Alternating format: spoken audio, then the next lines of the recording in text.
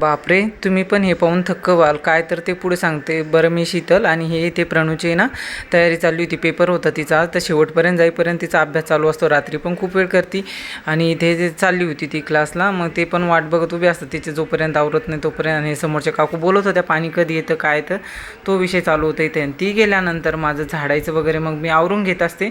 ती आहे तोपर्यंत मला काही सुचत नाही. मग मी तिचंच याच्यात असतं, तिचं डबा भरून दे, तिचं काही राहिलं तर आठवण करून द्यावं लागते, कारण आपले कामं होत राहतात.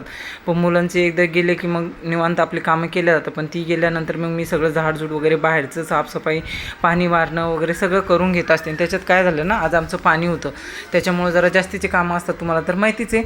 आणि ते गाडीवर पण खूप धूळ उडती, मग ते पण मी झाडून घेत असते. कसं चांगलं नाही वाटत ना गाडीवर. आणि इथे मॅडम गेल्यानंतर आमचा बुक्स वगैरे सगळे अस्ताव्यस्त असतात. ती गेल्यानंतर मला ते सगळं व्यवस्थित ठेवते. आणि ते बेडशीट वगैरे पण आवरून घेतलं छान. मग ते फ्रेश वाटतं आपल्याला पण. आणि ते बाहेर पाणी मारायचं राहिलं होतं, मग म्हटलं आता ते मारून घ्यावं. आणि लगेच पाणी मारलं की बाहेरचा ओटा आणि एवढं छोटं सांगण आहे आतमध्ये, ते पण पुसून घेते. आणि थोडेसे कपडे होते तर लगेच ते कपडे पण धुवून घेतले. म्हटलं पाणी तोपर्यंत पटपण जेवढं काम करता येईल आपल्याला तेवढं करूया. आणि ते लगेच सोडून आले होते तिला, तोपर्यंत माझं चालूच होतं एक एक एक एक. आणि कसं आहे ना, पाण्याच्या दिवशी आम्हाला थोडंसं जास्तीचंच पटपट आवरावं लागतात. आणि इथे ना आमच्यासमोर दोन बघा हे गोडुल्या मुली आहेत छान.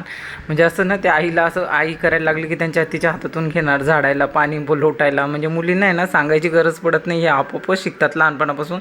आणि ती एकदम छोटी आहे ना, ती पण तिच्या हातात झाडून होता, काडीनं लोटत होती. खूप क्यूट आहेत त्या. आणि इथे ना माझं आवरून झालं होतं आंघोळ वगैरे. तर तेच मी तुम्हाला सांगत होते, आश्चर्य वाटतं असं लहान मुलांचं की किती छान करतात ना लहान मुलं. थक्क होतं माणूस बघून कधी कधी. म्हणजे तिच्या हातात काडी होती, ती फक्त एका काडीनं पाणी लोटायचा प्रयत्न करत होती. तर मस्त वाटतं बघून की मुली म्हणजे सांगायचीच गरज पडत नाही. आणि इथे अंघोळ झाल्यानंतर मी पीठ वगैरे भिजवलं आणि लगेच पोळ्या करून घेतल्या. आणि ते साईडला माझी शेवग्याच्या शेंगाची भाजी पण झाली होती. आणि इथे प्रणू आली होती.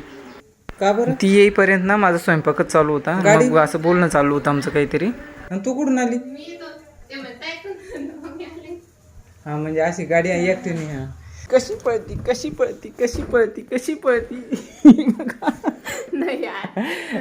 हे बघा, मस्तीखोर आली आमची मस्तीखोर बदमाश चालली. तरी ती 10 वाजता आली होती ना, तर मग आम्ही लगेच जेवण बनवलं होतं. आज नाश्ता वगैरे काही बनवला नव्हता. तर मग जेवण लगेच झाल्यानंतर सगळं काम आवरून घेतलं मी. कपडे वगैरे, भांडे वगैरे सगळं स्वच्छ, सगळं घर वगैरे आवरलं.